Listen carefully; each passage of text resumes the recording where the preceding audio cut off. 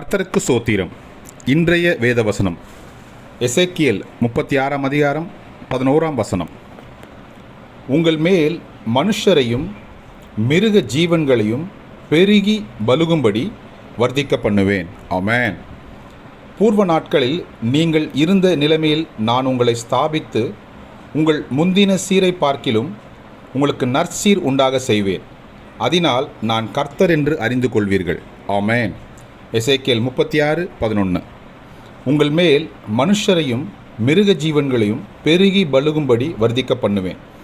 பூர்வ நாட்களில் நீங்கள் இருந்த நிலைமையில் நான் உங்களை ஸ்தாபித்து உங்கள் முந்தின சீரை பார்க்கிலும் உங்களுக்கு நற்சீர் உண்டாக செய்வேன்.